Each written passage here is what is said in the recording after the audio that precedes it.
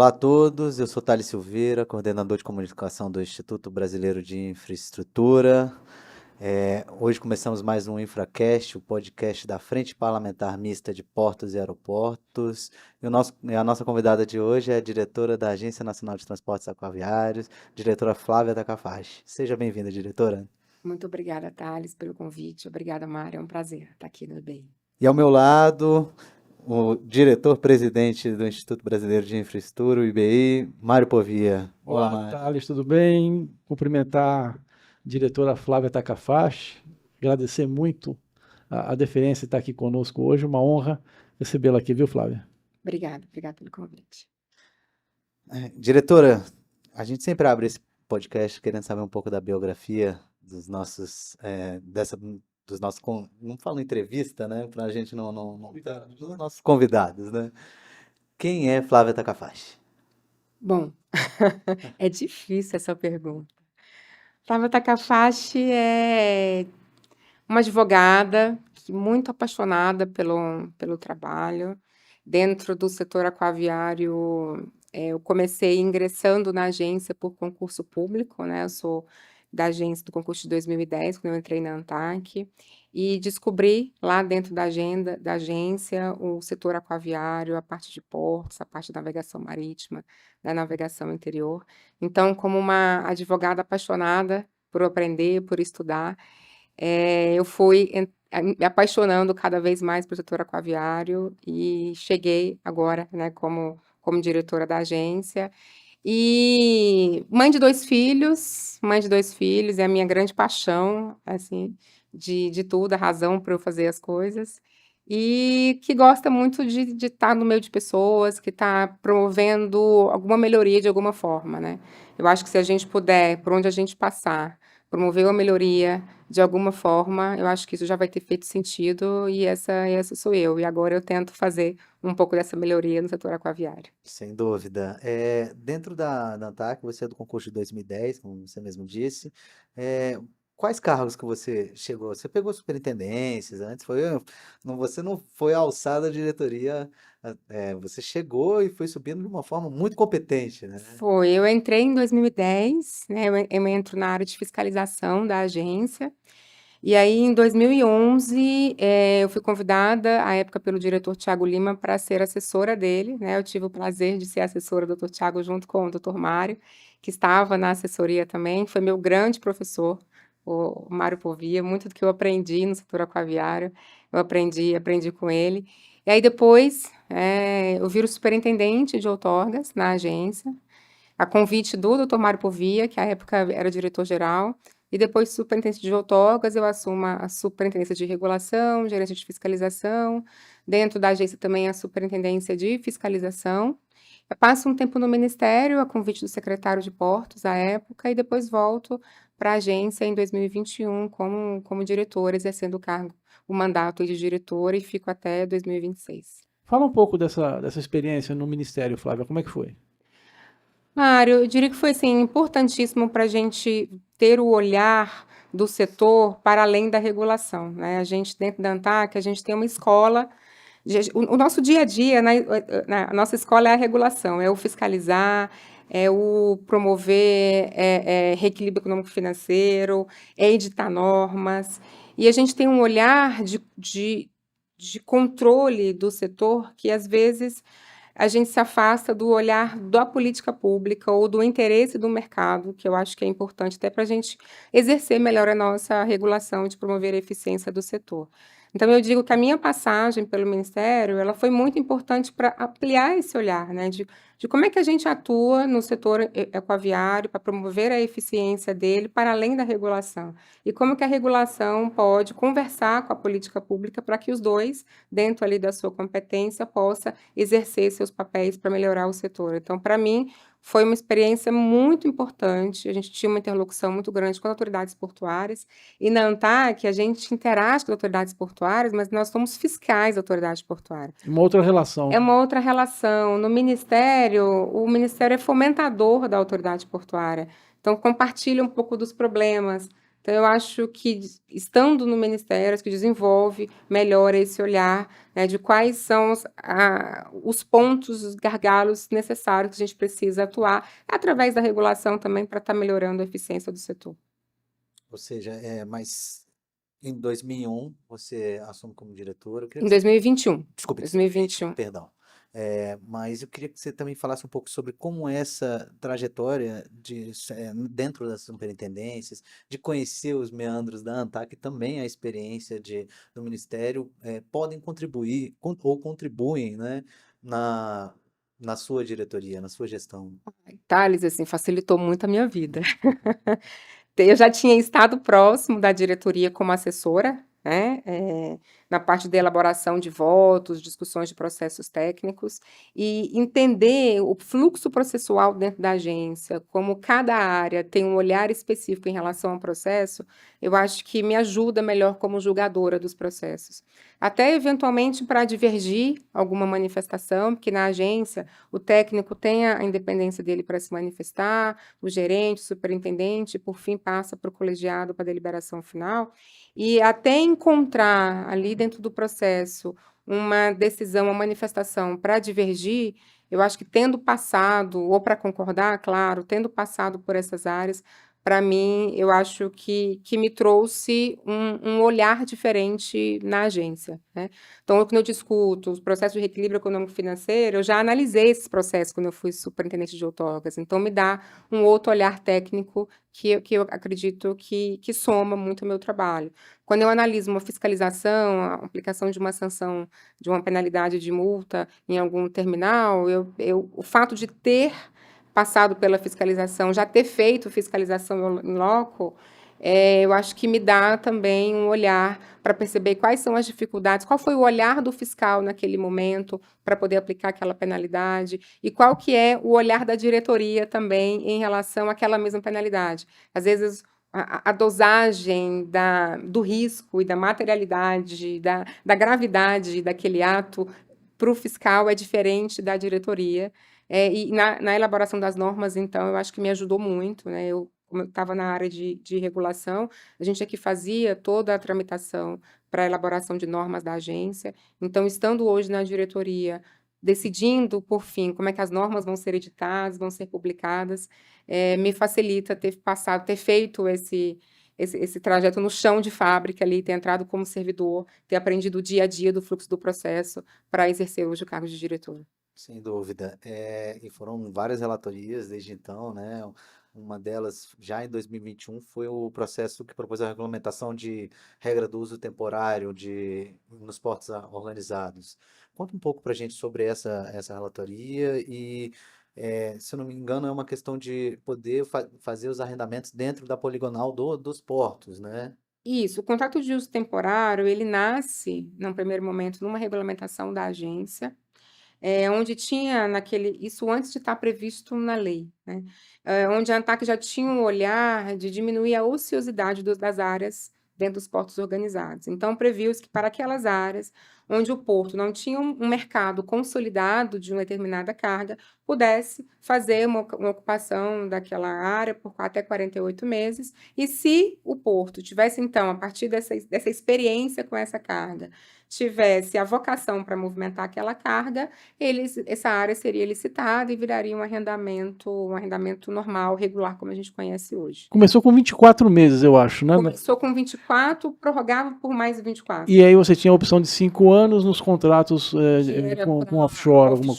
Que era para atender o mercado offshore, à época muito pujante no país, então tinha uma demanda de áreas portuárias para que as áreas pudessem ser utilizadas para o mercado offshore.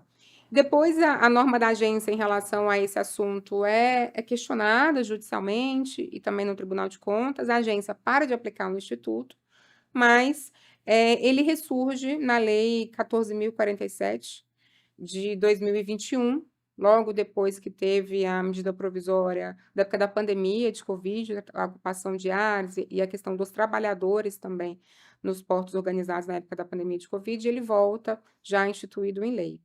E qual que é o objetivo? Continua sendo atrair uma carga nova de mercado não consolidado nos portos.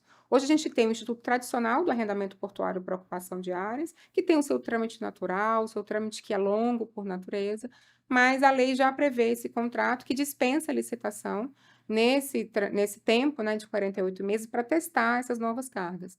Os portos, nesse primeiro momento onde a ANTAQ tinha, por resolução, criado um instituto, tiveram à época cerca de 20 contratos de uso temporário, principalmente para o mercado offshore, que era o mercado mais importante, que demandava mais essa carga nesse momento. Tinha o mercado offshore e o mercado do açúcar. Foram principalmente as cargas que foram demandadas. Hoje, depois de estabelecido na lei, a gente tem alguns pedidos na agência, mas contratos, temos 3 só aprovados após a lei.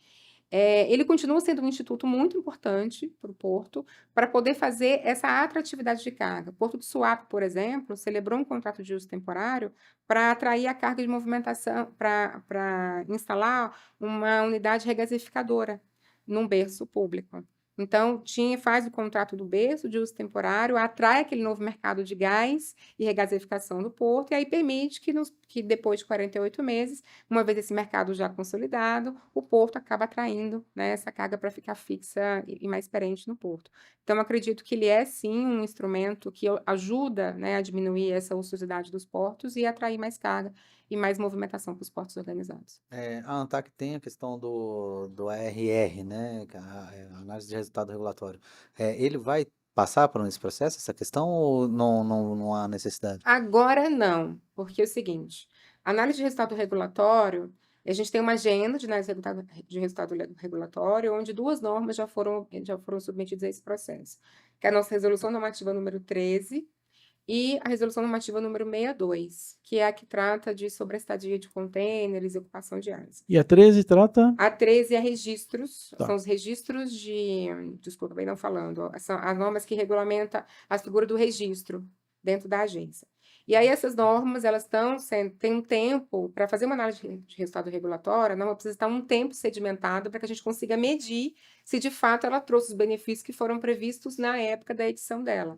Como a norma de uso temporário ela é mais recente, e a questão do uso temporário está inserida dentro de uma norma maior de ocupação de área, ela ainda não está no momento para fazer uma análise de resultado regulatório neste momento, né? A gente tem essa agenda, mas a partir do momento em que a norma vai sedimentando o seu conhecimento, o seu estabelecimento no setor, e vai se percebendo a necessidade de, vamos estudar o impacto dela, ela é inserida numa agenda de resultado regulatório para depois ter essa análise feita. Flávia, a IR e a ARR, traça um paralelo da ANTAQ 2024 para a ANTAQ 2010, quando você chegou, assim. Nossa, é um outro patamar, Mário, de maturidade regulatória, né? Hoje todas as normas, elas precisam serem editadas, ter uma análise de impacto regulatório, estabelecendo de maneira muito concreta qual que é o problema regulatório que a gente precisa estabelecer. Esse documento ele é submetido em audiência e consulta pública, e depois de editar, de fato implementada, tem essa análise de resultado regulatório, onde a agência vai medir, né, se aqueles objetivos foram alcançados e que aquele problema regulatório foi de fato resolvido. E tem um fluxo, tem uma estruturação, um processo muito bem definido. Em 2010, não é que a ANTAQ não fazia uma análise da norma, ela fazia uma análise da norma. As normas da agência reguladora são necessariamente submetidas à audiência e consulta pública, por definição de lei, mas o processo de conhecimento do setor, o processo de maturidade do setor, ele muda de 2010 para 2024, não só a ANTAQ, mas o setor como um todo. A gente via, em 2010, problemas nos portos públicos que hoje nós não vemos mais, que à época tinha que ser uma preocupação da agência e hoje não faz mais sentido, né? Então, até quando o setor deixa de ter alguns problemas que a agência antes precisava se debruçar, como, por exemplo, a ausência de placa, né? Por muito tempo, muitos terminais foram fiscalizados e levaram multas, né, altas até, que não tinha uma placa de identificação no terminal dizendo o número da outorga, dizendo que a agência era quem tinha outorgado aquela autorização lá. E hoje não é um problema. Então, quando a gente deixa de se preocupar com essas demandas da placa, aí é um exemplo, eu consigo ter um olhar para outras questões regulatórias, e isso acompanha a evolução da análise de impacto regulatório e da análise de resultado regulatório de 2010 a 2024. Perfeito. Uma outra relatoria que essa eu pude acompanhar quando, quando trabalhava dentro do jornalismo foi a questão do estudo de impacto climático nos portos. Até resultou, se não me engano, nesses estudos, foram 3 estudos, né? Muito bem, muito bem feitos, né? Conta pra gente como é que foi esse processo para chegar, para culminar nesse estudo aqui que realmente trouxe muitos ganhos para o setor. Fala também um pouco do IDA. Falo, a ANTAC, e aí, até para contextualizar o IDA e a análise de estudos climáticos, assim, a ANTAC, ela tem muito orgulho de ser a primeira agência reguladora que teve uma área voltada para as questões ambientais. Embora a agência nunca fez o licenciamento, não é competência da agência fazer o licenciamento ambiental. A ANTAC, com a sua área de meio ambiente, sempre foi um fomentador e um facilitador das licenças ambientais e da conformidade ambiental das instalações portuárias. E aí, dentro, né, dessa área ambiental, começou a ter necessidade de não só apontar quem tinha ou quem não tinha licenciamento ambiental, ou quais eram os problemas ambientais, mas de fazer uma classificação em um primeiro momento, para identificar quem eram os portos que tinham dificuldades ou não conformidades ambientais, inclusive a licença, e aqueles que não tivessem, para que a agência, de alguma forma, também pudesse, né, fazer uma ferramenta de colaboração para que esses portos conseguissem obter a sua regularidade. Foi nesse momento que nasce o IDA, né, que é o Índice de Desempenho Ambiental, onde a agência classifica os portos públicos, num primeiro momento, e agora classifica também os terminais privados, num ranking com uma série de requisitos, como a utilização de resíduos, como obtenção de licenças, contra também áreas ali de tratamento de água e de esgoto. A gente tem uma série de critérios, onde a gente faz esse ranking para classificar as melhores pontuadas e aquelas que ao longo do tempo vêm obtendo ganhos e aperfeiçoamento nessa matéria ambiental. E ele consolida, o IDA consolida o acompanhamento da agência em relação às questões ambientais. Chegou num momento, embora a gente continue fazendo análise do IDA, e até esse ano a gente vai rever, a gente tem um processo aberto na agência de rever alguns dos critérios do IDA, que ele nasce numa perspectiva ambiental, que era a preocupação da agência, e a gente tem visto que a gente precisa avançar para inserir outras perspectivas de toda a cartela ESG, né? Não só meio ambiente, mas social e governança também. Então, a gente passa nesse ano, nesse momento, de aperfeiçoar os índices que vão ser medidos no IDA.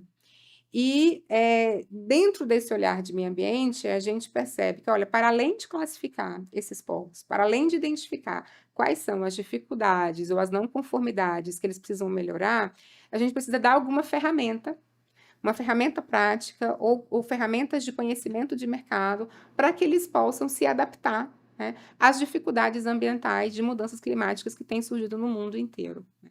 Nós recentemente, o setor inteiro acompanhou, no final do ano passado, tivemos secas, né, secas fortes no norte do país, tivemos chuvas intensas no sul do país, e o próprio Canal do Panamá, né, que a gente acompanha pela relevância para o nosso mercado, tem sofrido com a escassez de água, e é o principal ativo do Canal do Panamá é a água, porque as mudanças climáticas se transformaram numa realidade, onde antes era apenas uma perspectiva, uma previsão, mas elas chegaram. Então, a ANTAC, em parceria com a GIZ, que é uma instituição alemã, a gente começa a fazer uma análise de medição de como é que os portos públicos estavam adaptados a eventuais mudanças, a questões de mudanças climáticas, como vento, como chuva, como inundações.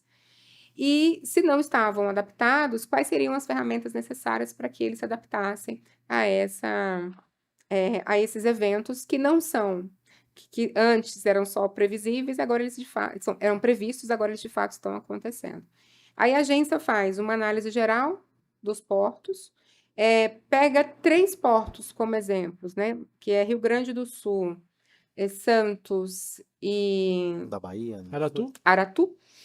Aratu, Santos e o Porto de Rio Grande, faz uma análise específica e pormenorizada das fragilidades e das fraquezas que precisam ser desenvolvidas por aquele porto para enfrentar situações de mudanças climáticas, e isso foi extremamente importante para o Porto de Rio Grande, por exemplo, que é um porto que está numa região do país que sofre muito os impactos da chuva, os impactos do vento ali, e a gente elabora um guia, já que não podíamos fazer uma análise específica de todos os portos públicos, a gente elabora um guia para que os portos apliquem de maneira uma ferramenta bem fácil de aplicação, para que eles possam fazer a análise, e a partir da sua análise, a partir da constatação do que eles precisam desenvolver, eles conseguem, de fato, né, estabelecer planos, melhorias e investimentos que possam mitigar os impactos das eventuais mudanças climáticas que vão acontecer. A gente tem certeza que elas vão, a gente não sabe quando, né, mas os portos, as infraestruturas precisam ser resilientes a esses fenômenos, então foi uma ferramenta prática realmente que a agência ofereceu para o setor aquaviário para que a gente possa se adaptar melhor a essas mudanças climáticas. Essas práticas que foram, primeiro, esses estudos nos 3 que geraram esse guia traz algumas práticas, né, para melhoria de infraestrutura, para mitigar questões climáticas, né, que afetam o porto. O porto que fizer isso, isso vai entrar de alguma forma no IDA?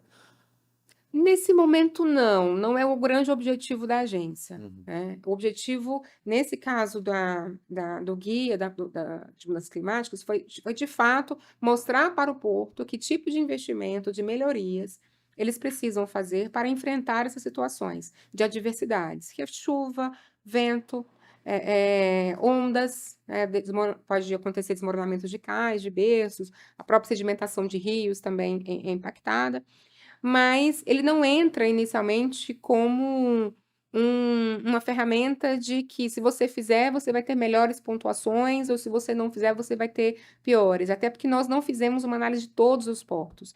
Ele entra como uma ferramenta de ajuda, e o IDA ele está sendo revisto, mas para entender quais são, né, os outros, além dos ambientais, os aspectos sociais, principalmente em relação porto-cidade. A gente tem tido um olhar muito grande na relação porto-cidade, e dos índices de governança dos portos também, que possam colocar eles num padrão de gestão maiores, né? Claro que a realização de investimentos nos portos, de maneira indireta, impacta o nível de governança, mas não necessariamente os investimentos que são feitos né, necessariamente não só os investimentos em relação a essas análises de mudanças climáticas. E essa questão de governança e gestão, ela vai para dentro do IDA, você começa a incrementar o índice também com qualidade de gestão, ou você para na governança só como modelo geral? Não, a gente entra na gestão do porto.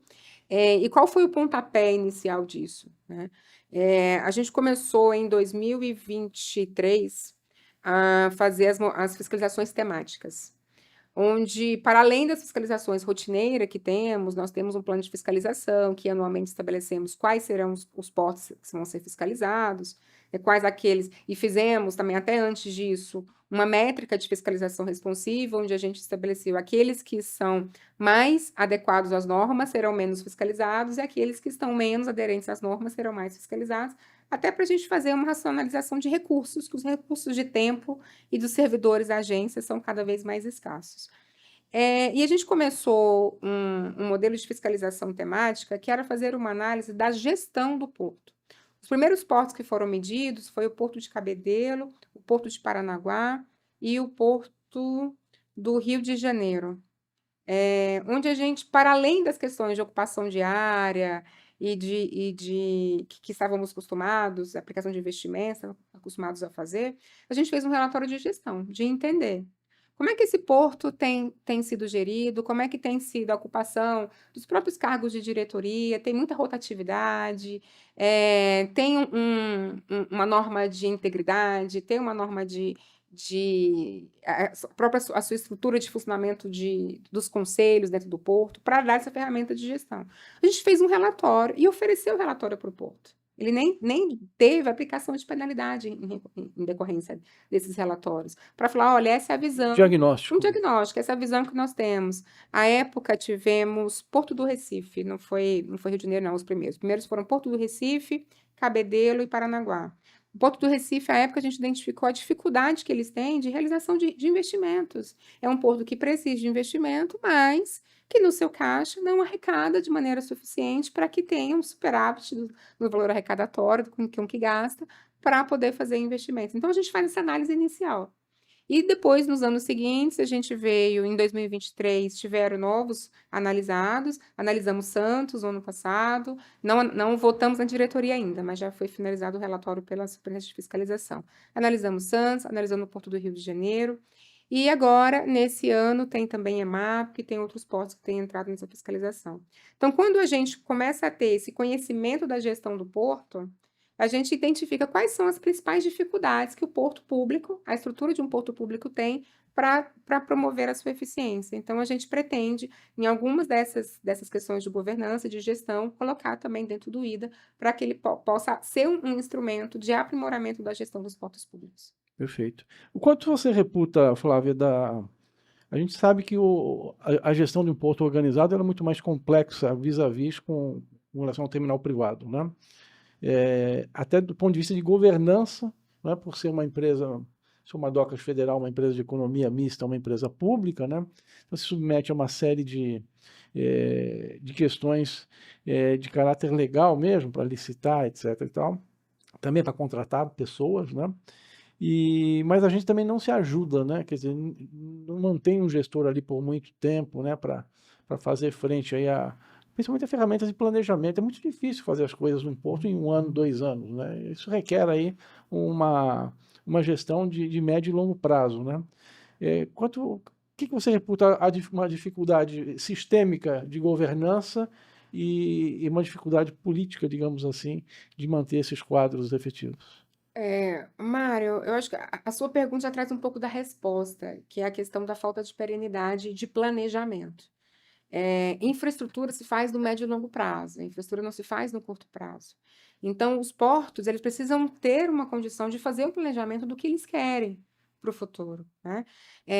Se entra um gestor e estabelece que as áreas serão ocupadas de acordo com aquela forma do PDZ, no ano seguinte entra um outro gestor e faz uma outra alteração do PDZ, ou uma outra alteração da poligonal do porto, outra destinação da área, o planejamento não consegue acompanhar. Até porque uma licitação de áreas portuárias, ela tem um tempo natural.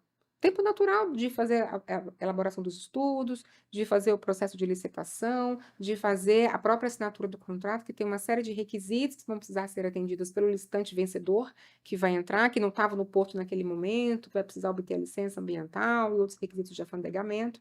Então, o processo em si, eu não diria que ele é moroso, talvez ele seja Mais complexo do que também, moroso. isso, mas ele é complexo, ele é longo por sua natureza. Pode ser diminuído? Sempre pode, mas ele é longo por natureza. Então, o planejamento dos portos precisam ser planejamentos de longo prazo. Eles só vão ter condições de implementar melhorias para fazer planejamento de longo prazo. E o que a gente às vezes tem visto? A troca de gestores questionar decisões que foram tomadas por gestões anteriores. Não significa que as decisões não possam ser aprimoradas, sempre podem ser aprimoradas. Agora, elas precisam ser aprimoradas com base no planejamento do porto. Se elas forem aprimoradas com base no planejamento, sempre vai caber uma melhoria, então o porto sempre tem a tendência de estar evoluindo. Mas quando há muito esse questionamento de rotatividade dos dirigentes, sem estar atrelado a um planejamento, ele fica mais difícil de caminhar para frente. Se tivéssemos a rotatividade, mantido o planejamento, não teríamos problema. Então, a questão não está nem tanto na rotatividade ou um eventual troca. Claro que uma coisa está diretamente ligada à outra, mas ter um planejamento estruturado, ele vai dar a base de evolução do porto. E seguir aquele planejamento, que muitos têm. Mas não dá para planejar um porto a cada ano. O futuro do porto, ele não muda anualmente, então ele precisa ser realmente estruturado para que ele possa ser implementado. Sem dúvida. A gente teve recentemente o Pernambuco Day aqui, né? A gente teve até foi um dado que me assustou no Porto do Recife. Falaram que em 22 anos foram 27 presidente de Porto, né? Então, como fazer um plano, uma governança, um plano Menos de de um ano, né? Menos mais de um presidente por ano. É mais ou menos isso. E aí o que que acontece? A gente começa processos licitatórios com um, e a gente termina processo licitatório com outros. E nesse meio do caminho, às vezes não é nem só um e outro passaram mais dentro dele, que questionam as decisões que foram tomadas anteriores. Então, a gente sempre volta muito no processo para avançar. Volta, avança, volta, avança. Então, isso causa uma morosidade cada vez maior, e aí vai trazendo essa dificuldade de gestão e de governança dos portos É públicos. verdade. E quando a gente fala de presidente, não, assim, só para deixar claro, não é só um presidente que troca, né? Ele também é a equipe que vem troca, Tá. né? Então, É isso que eu queria abordar. Quer dizer, a gente não conseguiu, nas companhias docas, né, o que algumas outras empresas conseguiram, que era um segundo escalão rígido ali, fixo, né? Não, a gente também troca, quando troca as diretorias, troca todo o segundo escalão, né? Isso. E o segundo escalão, que é a base, né, das companhias, elas precisam estar alinhadas à gestão do porto, elas precisam ter ali uma condição de análise, de tomada de decisões, para que o porto consiga avançar. Isso, de fato, é uma questão que precisa ser aprimorada. Enquanto eu estava no Ministério, eu fui presidente do Conselho de Administração de um porto, e à época, né, nós discutíamos o conselho de administração com os diretores. E a gente via que a equipe técnica do Porto, ele não tinha o substrato de entendimento da regulação, ele não tinha as ferramentas para tomada de decisão, e estava tudo ali na mão da diretoria, que era extremamente competente, mas acaba não internalizando aquele conhecimento para quem vai ficar, que é para a estrutura de formação de pessoal do próprio Porto, né? Então, se tiver essa base técnica que está fomentada, e mesmo que as decisões depois venham da diretoria e tenham um outro olhar, e esse outro olhar é importante, porque às vezes quem está vindo com um olhar de desenvolvimento mais aperfeiçoado, é importante aprimorar essa questão, mas precisa ter realmente um corpo técnico que conheça da regulação, do planejamento, da infraestrutura, e que olhe o porto com uma estrutura de longo prazo, médio e longo prazo, porque é assim que ele realmente vai ser desenvolvido. Mas ele está conformado assim, né, Flávia? Você tem um planejamento estratégico que ele é para 4 ou 5 anos, salvo engano. Depois você tem um plano de negócios, esse sim, um investimento, um plano de investimentos anual, não é isso? E você tem ali toda uma questão envolvendo o conselho fiscal, o conselho de administração, né, que tem ali, vamos dizer, toda uma, em tese pelo menos, uma ingerência sobre a diretoria executiva. Né? E por que esse modelo não está funcionando? Quer dizer, entra um novo presidente, uma nova diretoria, vira-se do avesso o planejamento estratégico, muda PDZ, muda regulamento de exploração, muda tudo, e o CONSAD assiste isso passivo. Já há um diagnóstico, como é que você comenta isso? Mário, de nossa parte, quando a gente fez, né, e está fazendo esses relatórios de fiscalizações dos portos, a gente vê que tem as próprias estruturas de tomada de decisão, elas acompanham até a própria lei, né, das estatais, que é quem regulamenta a formação dessas empresas, ela tem lá um rito estabelecido para ser seguido, elas têm os documentos de planejamento estabelecidos, mas eles não são aplicados. Então, pelo que nós, na fiscalização, podemos identificar, né, e estamos ainda nesse processo de análise das gestões dos portos, é a falta de aplicação dos próprios institutos de planejamento. Às vezes eu até tenho planejamento, mas aí o planejamento ele acaba Letra não morta. tendo a perenidade, que a letra morta, acaba não tendo a perenidade que ele requer, né? E aí causa essa dificuldade de implementação das políticas que são desejadas. Só voltando a uma questão que vocês voltaram tanto sobre essa questão de governança, recentemente a ANTAQ teve uma mudança estrutural nela, né? Antes eram 3 diretores e agora são 5. Como é que você viu essa mudança? Realmente trouxe fruto? Já é possível perceber algum fruto em relação a Você isso? estava nos dois cenários, né, Flávia? Com 3 e agora com 5, né? Estava. Até enquanto eu fui superintendente, eram 3 diretores e agora somos 5. Eu acho que ele traz uma pluralidade no debate que é importante. né? A agência era a única agência reguladora que tinha só 3 diretores, era a agência com 3, a Ancine tinha 4. 4 e todas as outras agências reguladoras tinham 5. E ao longo dos anos, a agência foi crescendo muito em termos de competência. Veio aí a 12.815 para trazer um aporte de investimentos de competências para a agência. Depois, as próprias outras legislações que foram sendo trazidas, que alterou a 12.815, como a 14.047, também trouxe, sedimentou competências para a agência, e a agência passou a ingressar cada vez mais nos assuntos de regulação. E, para além das competências que vieram legais, teve a consolidação de outras que já eram de competência da agência e que a ANTAC tem entrado cada vez mais, que é a regulação do direito marítimo.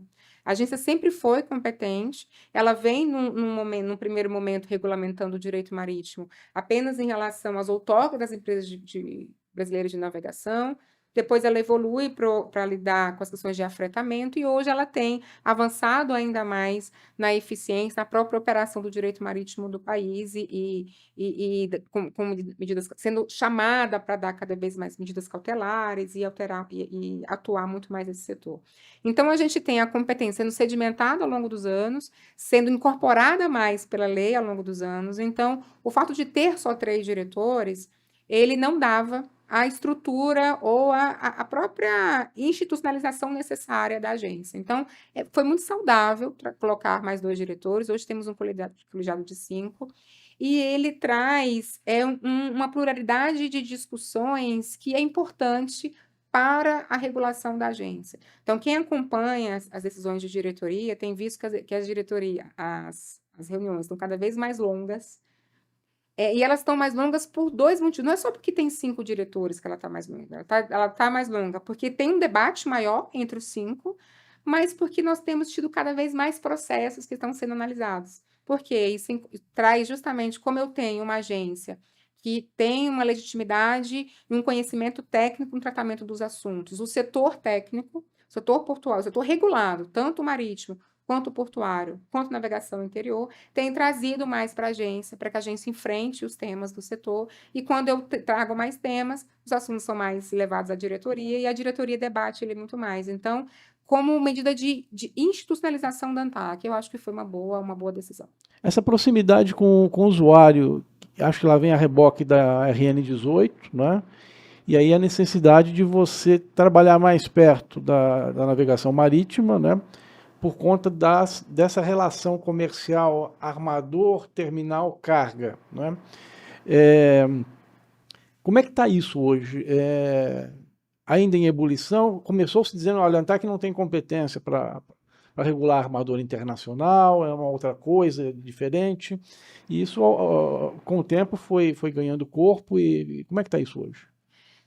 O direito marítimo, ele continua sempre trazendo algum questionamento às vezes, mas não mais sobre a competência da ANTAC, é muito mais sobre a forma de exercer a competência. Então, hoje eu diria que ele continua em ebulição, mas as ebulições elas são por outros motivos, né? A ANTAC vem regulamentando essa questão do usuário, o direito marítimo, o transporte marítimo, ele é naturalmente contratual, né? Ele é contratual, e ele passa a alçar a demanda regulatória com a demanda do próprio setor. Do próprio setor, ele vem para a agência. Então, no primeiro momento, como o senhor disse, tinha a questão da Resolução Normativa número 18, à época, que era os direitos e deveres dos usuários, né? E aí, dentro do questionamento em tese, porque se questionava à época, era a própria estrutura da resolução. Hoje não se questiona, se questiona a aplicabilidade de algum outro instituto, mas também para já sedimentar a posição da agência. Recentemente, a gente até regulamentou a matriz de responsabilidade de pagamento de armazenagem adicional em terminais de contêineres. E isso vem da onde? Vem justamente da regulação do direito marítimo.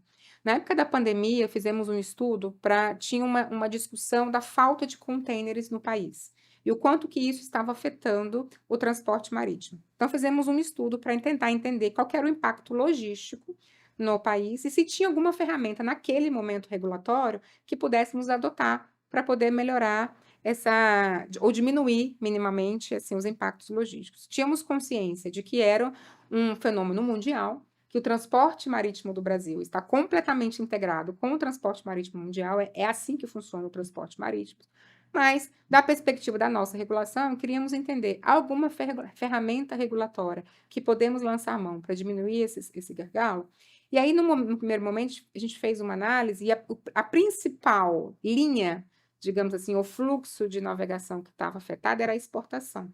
Qual que era o problema? O exportador depositava a carga no terminal de container, porque tinha uma previsão de que a sua carga seria embarcada dentro de uma janela específica. O armador, por N motivos, todos justificáveis à medida que ele ia apresentando os cancelamentos de embarque, o armador ia postergando o embarque daquela carga, e às vezes a carga ficava 3 meses, 2 meses depositada nos portos. E depois era finalmente embarcada e chegava ao seu destino final, que era o objetivo desde o começo. Mas o tempo que ficou depositada gerava uma armazenagem adicional. Uma sobreestadia. E o terminal fazia, olha, eu preciso cobrar de alguém. De fato, ele precisava cobrar de alguém. Tínhamos na norma, e aí derivada da 18, que virou a 62, tínhamos a norma, o terminal vai cobrar de quem deu causa.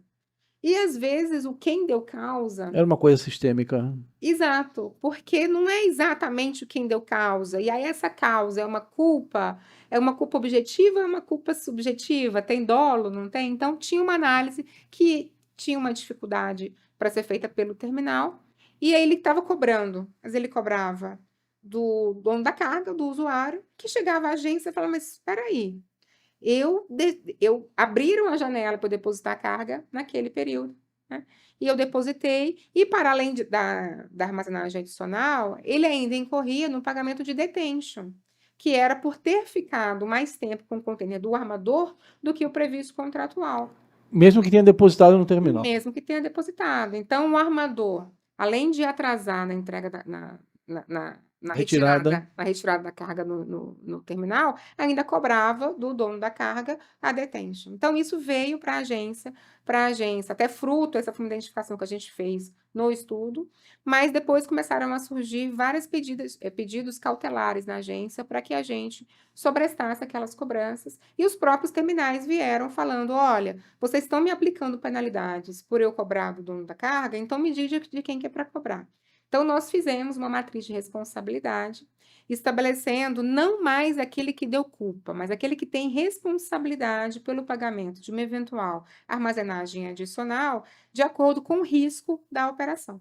Fizemos essa matriz e ela é um aperfeiçoamento do trabalho que nós começamos lá atrás, na RN 18. Ela consolida a atuação da agência na regulação do direito marítimo. Essa norma acabou de ser divulgada. É a resolução número 112, ela entrou em vigor no dia 1º de abril, ela é bem recente. Perfeito. E aí a questão da ebulição, ela não se questiona mais como era a RN 18, mas os casos concretos, como ele ainda está sendo aperfeiçoado na regulação, esse assunto foi submetido a 2 audiências públicas, ao período de consulta pública que foi prorrogado, para dar a legitimidade do debate. Então, as questões pontuais ainda acabam sendo bastante discutidas, mas é natural do processo de regulação. Mas acho que você deixou curioso quem nos assiste aqui. E qual a solução que foi adotada na pandemia, afinal? Na pandemia, o próprio fluxo de mercado se reorganizou. Tá. De fato... Houve uma autocomposição. Acomodação. Houve uma acomodação. De fato, tiveram muitos atrasos de embarque à época, porque tinha navios... quem acompanhou o setor viu que no Porto de Los Angeles tinha muitos navios ali esperando para... E a gente andou até que bem no Brasil, né, Flávio? A gente andou bem. Os portos se adaptaram muito bem. Foram extremamente resilientes no trabalho, no cuidado com o trabalhador portuário, né? Não tivemos muitos casos né, que realmente impactasse a logística, e a própria logística de movimentação de cargas, ela aos poucos foi se acomodando. E aí, até uma improbabilidade, né? Porque a gente sofreu muito, o nosso trabalhador portuário, ele é de idade elevada, né? Estava naquele risco, né, de acabaram ficando em casa, mas o setor deu conta do recado e realmente foi um fenômeno aí a ser estudado, mas felizmente a gente passou muito bem e que particularmente o setor portuário e aeroportuário, né, Sim, respondeu muito bem aí. Num país que tem dimensões continentais como o Brasil, isso teria sido fatal, né? exato. Sem dúvida. O setor aeroportuário, imagino que tenha sido teve um impacto muito grande no sentido dos aeroportos Sim, porque ele precisava tendo para. distribuir medicamento e não tinha passageiro, que Sim. é o core business, né? Exato. Enfim, mas ainda na pauta ESG, um outro estudo também encabeçado por você foi o estudo de equidade de gênero no setor aquaviário. Esse foi um estudo também, um marco, né, no setor. Não até então nada tinha sido feito até então. É, conta um pouco para a gente sobre esse estudo ele encabeça uma série de ações que futuramente serão seguidas, né? Isso. Em 2022, a agência celebra um acordo de cooperação com a Wista Brasil. A Wista é uma associação de mulheres no mercado de trade e shipping do mundo inteiro. É uma associação que tem assento, inclusive, na ONU. Ela congrega mais de 33 países que têm essa associação. E ela pede à agência, à época, para que a gente celebre um acordo de cooperação para poder fazer políticas relacionadas ao tema, né? E o primeiro trabalho que foi feito foi justamente o levantamento estatístico, aproveitando a expertise que a agência tem no levantamento de dados estatísticos, e a agência se orgulha muito de prover esse dado, né? Anualmente, em fevereiro, a gente faz o lançamento desses dados. Os nossos dados são todos dados abertos, para que a gente realmente entrega um material de altíssima qualidade para o setor, que é a compilação, a consolidação dos dados de movimentação, não só portuária, mas também da navegação do país. É bom ressaltar que isso não é feito por grande parte do mundo, né? O Brasil também. Exatamente. Não existe, assim, é difícil ter, quando a gente vai pesquisar movimentações de carga nos portos do mundo inteiro, a gente tem que o porto específico, ele faz a sua estatística de movimentação de carga, né? Não tem essa consolidação nacional como nós temos no país. Então, é um trabalho pioneiro, realmente, que a gente tem, a ANTAC se orgulha e vem aperfeiçoando cada vez mais esse trabalho. E aí, já que já tínhamos essa expertise na obtenção de dados e um tratamento estatístico dessas informações, nós fizemos, naquele momento, um questionamento. Lá em 2022, começamos a fazer um questionamento. As empresas, era voluntário a resposta, mas fizemos um levantamento dos dados da participação das mulheres no setor. Tínhamos, e a UNCTAD, ela publica, né, bienalmente o número de participações de mulheres no setor no mundo inteiro, mas não tínhamos referência do Brasil, tínhamos referência da América Latina, assim como referência da Europa e de outros continentes, outros países do mundo. Mas não tínhamos referência especificamente do Brasil. Então, fazemos esse levantamento lá em 2022 e em março de 2023, a gente publica esses dados. O que a gente conseguiu identificar? Que 17,5% da força de trabalho de 2022, era a nossa base, era formada por mulheres no setor. E esse 17,5%, que é um número equivalente aos números nacionais, aos números mundiais, que à época estava em torno de 18%, então o Brasil está equivalente na participação de mulheres no setor aquaviário, e aí entra tanto o porto quanto navegação, e fizemos uma análise à época de quantas dessas mulheres estavam na área de operação, na área de gestão, na área de C-level, na diretoria e altos executivos. E em 2023 fazemos esse lançamento e ficamos, já avançando para o que nós fizemos dentro desse olhar, começamos a elaboração, como uma segunda entrega dessa parceria com a Wista, a elaboração de um guia de enfrentamento ao assédio para o setor. Porque se eu tenho uma população, né, ou uma parcela minorizada, não vou dizer nem que é uma minoria, mas minorizada em relação à quantidade, eu preciso promover para ela um ambiente seguro de trabalho para que o setor possa desenvolver como um todo. E fizemos sempre muito a questão de dizer a relação dessa ação com a regulação da agência. A agência tem como missão tornar o setor aquaviário mais eficiente. Eu não consigo tornar o setor aquaviário mais eficiente sem olhar nas pessoas que fazem o transporte aquaviário. Então, com base nesse olhar e partindo desses estudos estatísticos que mostravam que só 17,5% desse setor é formado por mulheres, a gente faz, no segundo momento, a elaboração de um guia de enfrentamento ao assédio, dando ferramentas até para as empresas saberem lidar com as situações de assédio, e assédio estão inseridos todos os tipos de assédio, pode ser assédio sexual, assédio moral, assédio de gênero, assédio de raça, assédio religioso, por todas as questões que podem gerar um assédio. Pontuamos também o que não é assédio, porque também nem tudo é assédio, e fazemos esse trabalho, dessa vez, não só em parceria com a UISTA, mas também com o Ministério de Portos e Aeroportos. O ministro Silvio Costa Filho fez questão de, junto com a Mariana Pescatore, secretária executiva, de estar junto com a gente, com a agência nesse movimento, e fizemos o lançamento em março desse guia, e contamos também com a ministra Tebet, né, a ministra Tebet, que a própria história dela, né, política e de vida, tem muito a defesa da participação das mulheres no mercado de trabalho. Então, tiveram conosco no lançamento da entrega do guia o ministro Silvio Costa Filho, a ministra Simone Tebet, a Mariana Pescatore também, que tiveram muito juntos da ANTAC. Isso foi recente. Isso foi recente. Fizemos no dia 26 de março o lançamento De do guia. 24, portanto. De 24, isso. Em 22, desculpa, em 24. Em 23, nós lançamos dados estatísticos. E em 22, celebramos o acordo de cooperação com a UISTA. Em 23, entregamos os dados estatísticos. Em 24, entregamos o guia de enfrentamento ao assédio. E em 2025, entregaremos uma nova pesquisa, porque vamos fazer já a atualização da pesquisa que entregamos lá em 2023, que vai ser, a partir de agora, bienal. E para onde vão as mulheres, Flávio? Elas estão indo bem. Para o topo. Elas estão indo bem, elas têm ocupado cada vez mais os espaços, né? Eu digo que é uma questão de dar oportunidade. Eu tive o privilégio, né, de ter os caminhos abertos para mim, né? Eu sempre tive, e é curioso que me perguntam, né? Foram as mulheres que abriram espaço para você? Eu falo, não, foram os homens que abriram espaço para mim. Eu tive, no setor aquaviário, só chefes homens, né? O Dr. Mário está aqui, foi um que abriu essa porta para mim de uma maneira muito incrível. Eu tive outro chefe, o meu primeiro chefe, quando eu me tornei assessora de diretoria, foi o Dr. Tiago, que abriu a porta para mim, para ser assessora dele. Depois o Dr. Mário por via dentro da agência, para ser assessora e para ser superintendente.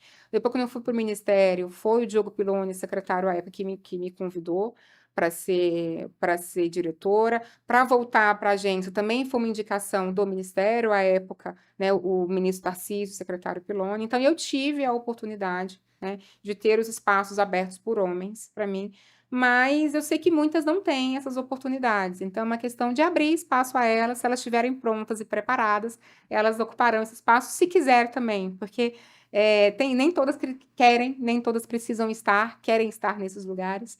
Então, para onde eles estão indo? Eles estão indo muito bem, estão querendo ocupar cada vez mais esses espaços, ocupar cada vez mais seus lugares à mesa, e se tiverem oportunidades, elas estiverem prontas, isso vai acontecer naturalmente. E já mereciam, né, há um bom tempo. O guia de enfrentamento, ele tem o físico, mas também tem no site da ANTAC, né? Assim como o estudo de impacto climático, e também tem o outro estudo ao qual você estava falando agora sobre essas questões das cargas que estavam Isso. paradas. Todos eles estão Todos disponíveis. eles estão disponíveis no site da agência. Essa análise que nós fizemos do mercado de container na pandemia, os dados estatísticos também que publicamos da UISTA em 2022, em 2023, o guia de enfrentamento ao assédio, estudo de mudanças climáticas. Em breve vai ter, e aí dentro da pauta de mudanças climáticas, o estudo de descarbonização, que a gente tem feito também. A gente, desse estudo, já tem a primeira parte do estudo, que é só um benchmarking internacional, mas faz parte do cronograma de entrega. Ele também já está disponível. Todas as publicações e estudos que a agência faz, elas são disponíveis para o usuário, né, na página da agência. Flávia, você falou da maturidade, né, traçou um paralelo da ANTAC 2024, 2010, quando você entrou. Mas o que não está legal? O que você acha que dá para melhorar, que poderia estar melhor? Que crítica que você faria, até se colocando fora do contexto, né, para pontos de melhoria Tá. atualmente? Eu tenho. Aí eu vou pegar até como um exemplo, nós ontem terminamos uma reunião de diretoria, né? Para quem não sabe exatamente como é que funciona, nós temos 2 tipos de reuniões de diretoria na agência. Nós temos uma que é mensal, que a gente faz toda a discussão transmitida, tem no YouTube, a gente faz uma reunião presencial, e temos um outro tipo de reunião, que também acontece uma vez por mês, elas se intercalam. Então, tem uma reunião presencial e uma reunião que a gente chama de virtual, onde os diretores voltam no sistema, o processo, e elas se intercalam quinzenalmente, né? E ontem, nessa reunião, terminou, a virtual começa na segunda-feira e termina na quarta-feira. A gente vai voltando os processos. E ontem, num processo de aplicação de penalidade, era uma fiscalização, aplicação de penalidade, nós aplicamos uma multa num terminal porque ele tinha que fazer um determinado investimento no seu terminal. Esse investimento foi feito. Mas ele foi feito com 2 meses de atraso. Então, ele tinha, se não me engano, uma aplicação de penalidade de 200 mil por não ter cumprido o cronograma de investimento. Tá? Ele entrou com recurso e nessa parte do recurso foi comprovada a materialidade e a autoria da infração, porque, de fato, tinha um cronograma específico que não foi Ele cumprido. admitiu o atraso, portanto. Admitiu o atraso e dentro da nossa dosimetria, o relator do recurso foi o Almirante Lima Filho, reduziu a multa, todos acompanharam para a redução da multa, porque, de fato, houve investimento. E aí eu peguei esse exemplo para falar o que a gente tem que avançar. Mas não é só a ANTAC, eu acho que é a regulação do contrato de arrendamento. Eu acho que a gente tem um horizonte para avançar na regulação do contrato de arrendamento. A gente tem controles para ser feito, claro que os investimentos precisam ser feitos, mas a gente sabe que daquele cronograma que é feito inicialmente para a implementação, eu não posso permitir que atrase um ano ou que não entregue. Mas, às vezes, a própria letra do contrato ela não está sendo... não vou dizer bem escrita, mas ela não está adequada à realidade operacional do setor. Então, quando eu falo em fiscalizações de contratos de arrendamento, eu acho que é uma questão que a gente precisa avançar, mas não avançar a norma de fiscalização. A gente precisa avançar o olhar da gestão do contrato. A gestão do contrato, isso em parceria com o Ministério, né, que a gente faz a licitação muito conjunta, o Ministério é quem edita, a gente faz, a minuta de contrato é feita pela agência, quando a gente vai licitar, seguindo uma diretriz de política pública do Ministério.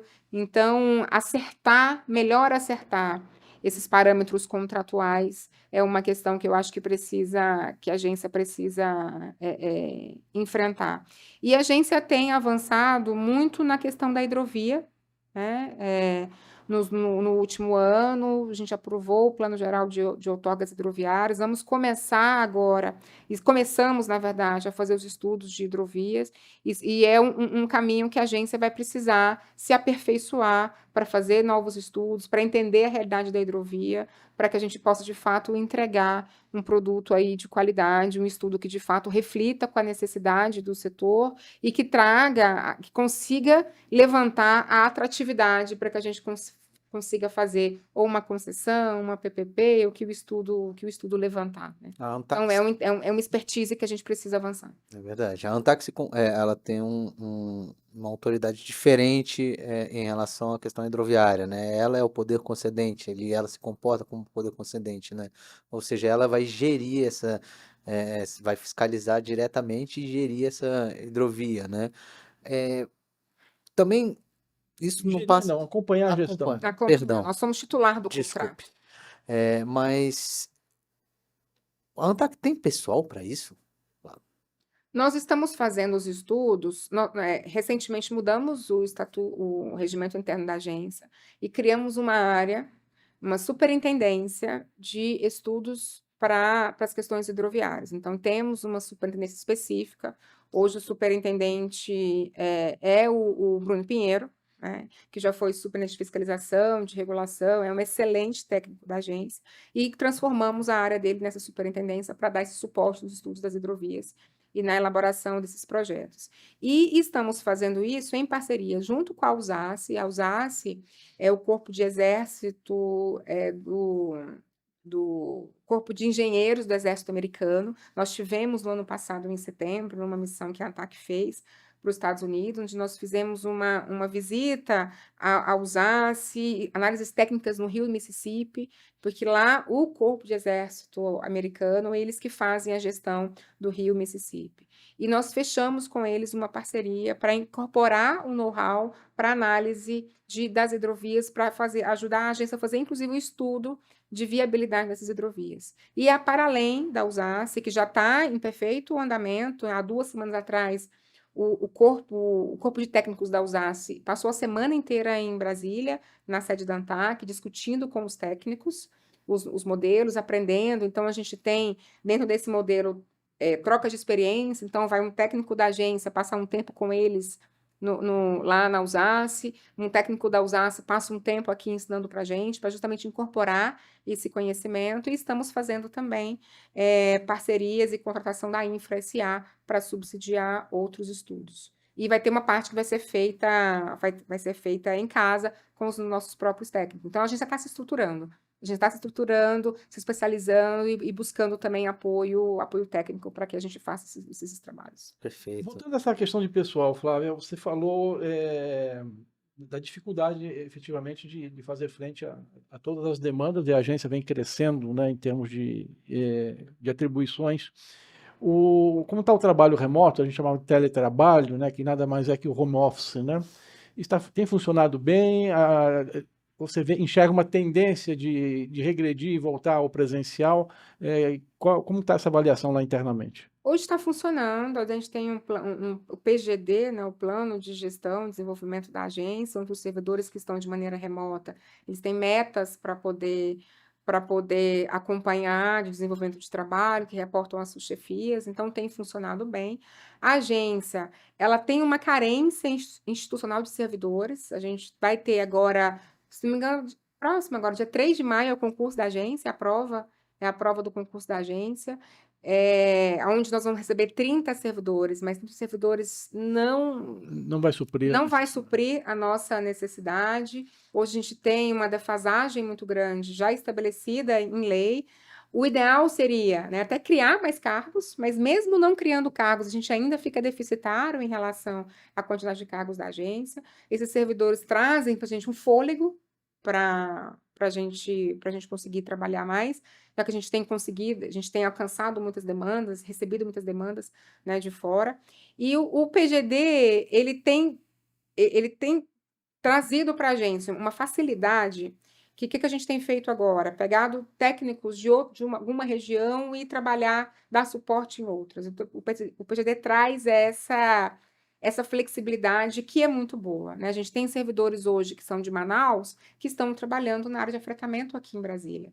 E se a gente fosse exigir o trabalho presencial, isso estaria limitado, porque a servidora não seria removida para cá. Uhum. A gente tem uma servidora do Rio de Janeiro que dá suporte, que é assessora da área de outorgas aqui. Então, se não fosse o trabalho remoto, a gente não permitiria essa troca de expertise. Então, ele tem a sua facilidade, ele traz um dinamismo bom para o dia a dia, mas algumas demandas a gente reconhece que é no dia a dia, no debate, construção de entendimento, o dia a dia, a presença física, ela pode fazer diferença, né? Então, os superintendentes estão sempre presentes, os gerentes estão sendo presentes, e quando tem necessidade, esses servidores também são chamados para os seus locais de trabalho, para poder fazer essa discussão de maneira mais eficiente, mais integralizada. Então, hoje tem funcionado, sim.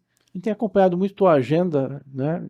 Tanto nessa vertente, né, de promover, né, a questão de igualdade, né? Você tem demandado muito a tua agenda, mas também as questões técnicas da agência, né? Você tem participado muito de congressos, de seminários, né? E você tem filhos, né? Você toma bronca em casa, você trabalha fim de semana, conta um pouco pra gente. Eu trabalho escondido em casa. Então, é isso, a gente tem que gerir tudo, né? O nosso trabalho, ele requer muitas viagens, às vezes, né? E amanhã eu vou estar no Rio de Janeiro, num evento lá com o STJ, com os ministros do STJ. É uma pauta importante, até vai estar falando de direito marítimo, de regulação do direito marítimo, então precisamos estar lá. Sim. Mas ontem eu voltei de São Paulo. E aí o meu filho já falou assim, mas você vai viajar de novo? E eu falo, vou, meu filho, vou. Então eu levo bronca em casa, tento ficar em casa ao máximo. Semana que vem vai ter um evento lá em Santos, o Brasil Export. Sim. Não vou, já tive em Santos essa semana, não consigo estar lá de novo, então a gente tem que fazer escolhas, né? Agora em junho eu devo passar 20 dias fora, 20 dias não, desculpa, 20 dias eles nem deixam, 2 semanas fora, fazendo um curso na França, então já falo, 2 semanas eles já levantam assim, mas 2 semanas, eu falei, mas vai ficar tudo bem. Então tem que ajustar a logística, mas tem funcionado. Eles sempre me viram muito fora de casa. A pandemia, claro, eu estava muito dentro de casa, depois da pandemia eles se acostumaram com a mãe dentro de casa, mas eles sempre me viram muito viajar. Eles gostam do que eu faço, eu falo para que eles façam, eles acham que é importante o que eu faço. Sim. Quando eles veem um navio, quando eles veem alguma propaganda de navio, quando eles veem alguma coisa que refere a porto, eles gostam. A gente fez no final do ano passado uma viagem para Gramado, a gente foi para o Natal, e sobrevoamos ali o porto de Porto Alegre, quando está Sim, pousando, passa sim. pelo porto de Porto Alegre. E aí eles, nossa, é a primeira vez que eu vejo um porto de verdade, mamãe, você trabalha aqui? Eu falei, trabalho aqui também. Então funciona, mas tem que gerir vários pratinhos, Sem dúvida. E você faz isso com maestria. Eu tento. Diretora, eu acho que a gente já tomou muito do seu tempo, mas deixa o espaço aberto para suas considerações finais. E eu já agradeço de antemão a sua vinda para cá. Bom, eu que agradeço esse espaço, agradeço, assim, esse olhar na regulação da agência. Eu falo que eu sou uma técnica por natureza.